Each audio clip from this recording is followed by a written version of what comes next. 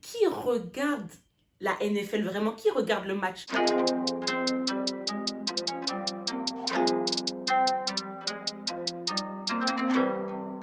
Hey, j'espère que vous allez bien. Alors, je m'excuse, ça fait 2 semaines que j'ai pas filmé. Mais les gars, quand je vous dis la vie m'a mis une balayette, la vie m'a mis une balayette. Les partiels, les trainings de danse, les trainings sport, un minimum de vie sociale. Partir à Montpellier, waouh, non, c'est trop ghetto. C'était trop ghetto, c'était trop ghetto. Et je suis désolée, aujourd'hui on revient avec une vidéo. Aujourd'hui on va parler de Eminem au Super Bowl. Est-ce que c'était de l'appropriation culturelle? Pourquoi cette question? Parce que je l'ai beaucoup vu sur Instagram, sur les réseaux, comme quoi il fait de l'appropriation culturelle, tout ça, en ayant posé le genou au sol. Du coup, on va en parler. Déjà, vous sentez que c'est... Moi, je trouve ça un peu absurde. Mais bon, allons-y. Je peux comprendre ce qu'ils ont voulu dire, mais on va remettre les choses dans leur contexte, remettre l'église au milieu du village. Ce 14 février 2022 s'est déroulé le Super Bowl aux États-Unis. Donc, le Super Bowl, il est vraiment connu pour son halftime, donc sa prestation de mi-temps. Mais même qui regarde la NFL vraiment? Qui regarde le match? Moi, parce que j'ai vu que des vidéos des prestations, mais j'ai pas vu des vidéos de quelqu'un qui est en train de marquer un touchdown ou je ne sais quoi. Et ce Super Bowl, pour moi, c'était la réunion des légendes. Donc, Dr. Dre et tous ses petits, plus Mary J. Blige. Ah, c'était magnifique. Et je tiens à dire, Kendrick Lamar a bouffé tout le monde. La presta de Kendrick Lamar. Même là, je parle de cette presta, je suis émue. C'est trop ce qu'il a fait. Non, vraiment. Tonton Kendrick. Oh, ce que tu as fait. Et vous connaissez, fâchez-vous comme vous voulez. Moi, je mens. Ah, vous connaissez la suite. Fâchez-vous comme vous voulez, je m'en fous. Si vous avez vu le Super Bowl, vous avez certainement vu du coup la prestation de Eminem qui était aussi folle. Et à la fin de sa prestation, Eminem pose le genou au sol. On sait que ce geste a énormément de symbolique, surtout pendant le halftime du Super Bowl, parce que ça a vraiment une connotation de fou. C'est vraiment un rappel de l'acte de Colin Kaepernick, donc ancien quarterback de la NFL, qui pendant l'hymne national des États-Unis a posé le genou au sol pour pouvoir militer contre le racisme et les violences policières. Ça s'était déroulé en 2016 et ça avait eu un retentissement de fou niveau national et mondial.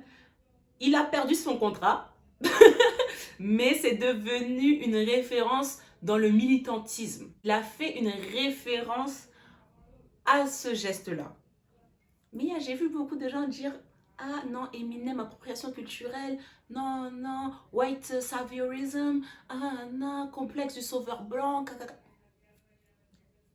Mais vous oubliez qui est Eminem.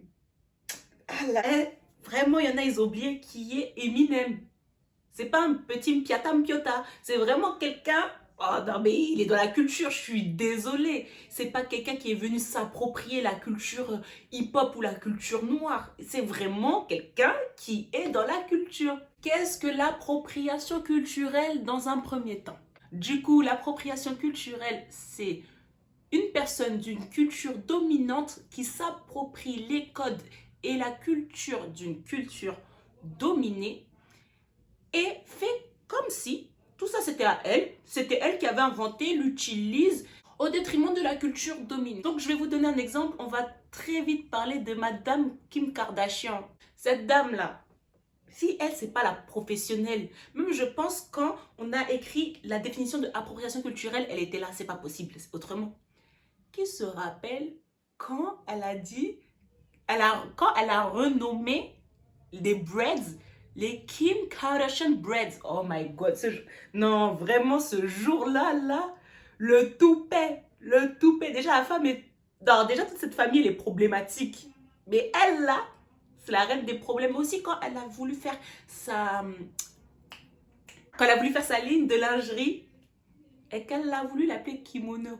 Quand je vous dis, les pays asiatiques sont venus attraper son col d'une manière. Hein. En plus, j'avais regardé cet épisode de Keep It Up with the Kardashians. Oh là là là là, des appels à tout va toute la journée. Non, c'est de l'appropriation culturelle.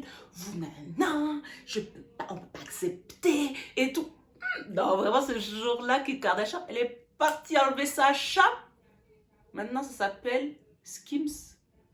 T'as qu'à appeler ça Skims, mais en tout cas, fallait enlever kimono. Merci bien, allez, au revoir. Donc là, je vais parler de pourquoi, selon moi, Eminem, il n'a pas fait de l'appropriation culturelle. Donc, on va rappeler qui est Eminem. Eminem, déjà, il vient d'où? Eminem, il vient de Detroit. Il vient de Détroit. Donc, un endroit qui est vraiment bercé par la culture noire musicale. La culture musicale noire, vraiment, c'est incroyable. Dans le sens où un des plus grands labels y siège, celui de la Motown. Donc, la Motown a produit qui? Motown a produit Diana Ross, The Supremes, Michael Jackson, The Jackson 5. Et on peut encore en citer plein comme ça. Qui est son premier mentor? Un homme noir, Mr. Champtown. Qui sont ses inspirations? Un dénommé Anthony Cruz, a.k.a. AZ, et Nasty Nas, des hommes noirs encore. Un de ses premiers labels, celui de Dr. Dre. Son groupe, dans ce groupe-là, il a un groupe, il n'y a que des noirs, c'est le seul blanc. Son cloud, qui écoute sa musique? Des noirs et des blancs. C'est pas que des blancs, il fait pas de la musique pour les blancs, il fait du vrai hip-hop. Ses featuring avec des exhibits, des Dr. Dre évidemment, des Jay-Z, des Lil Wayne. Et ses textes sont engagés contre le racisme. Donc en vrai, faudrait qu'on m'explique à quel moment il fait de l'appropriation culturelle. Après, je peux comprendre que certains disent que il ait pu faire à un moment de l'appropriation culturelle parce qu'il y a un de ses sons qu'il avait sorti, il avait 15 ans. Bon, à vous après de savoir si vous voulez l'excuser ou pas.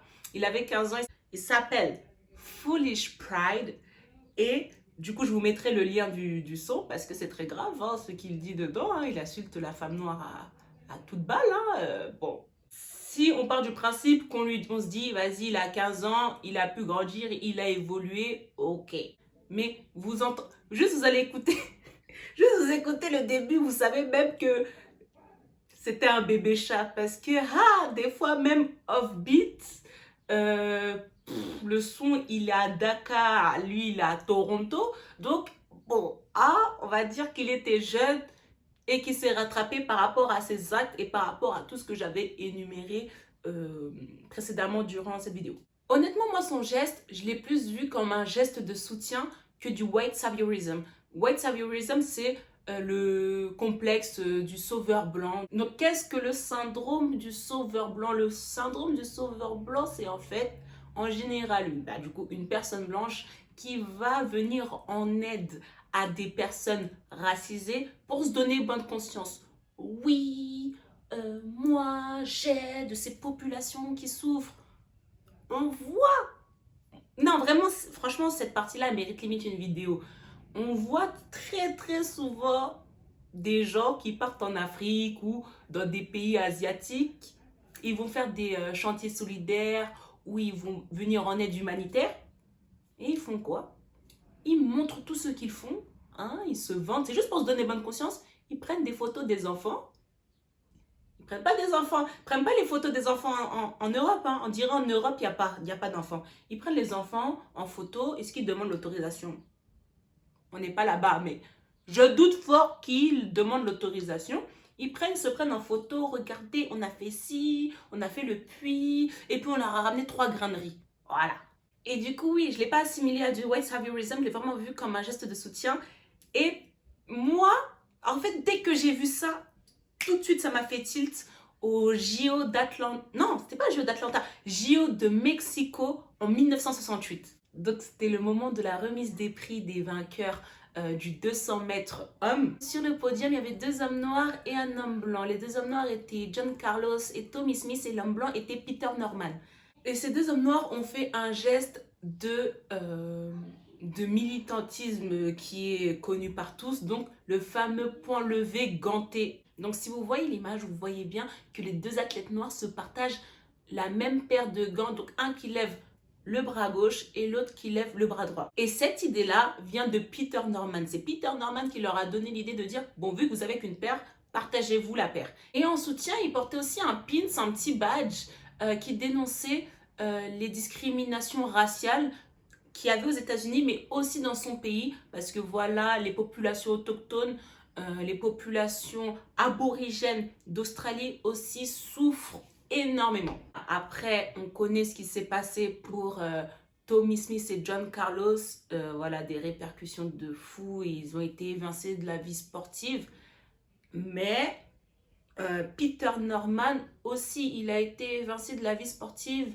en Australie. Donc pour conclure, moi je pense qu'il n'a pas voulu aider, mais il a vraiment voulu soutenir la cause et surtout faire référence à ce geste que Colin Kaepernick avait fait il y a de ça quelques années. Et que vu qu'il fait partie de la culture hip-hop, et donc qu'il embrasse aussi la culture noire, il a voulu vraiment montrer son soutien par ce geste.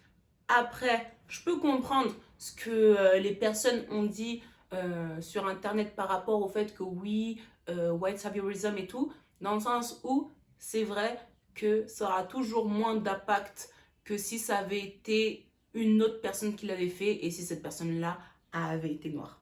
Donc merci pour cette vidéo, j'espère qu'elle va pas être trop longue parce que on va essayer de faire des vidéos moins longuées. Putain, faut que je déteste ce mot longué, je trouve ça laid, mais bon bref. Du coup, je vous souhaite une bonne soirée si vous regardez en soirée et une bonne journée si vous regardez en journée. Et on s'attrape vite pour une prochaine vidéo. Et en tout cas, merci encore pour votre soutien, pour vos retours, vous assurez de fou.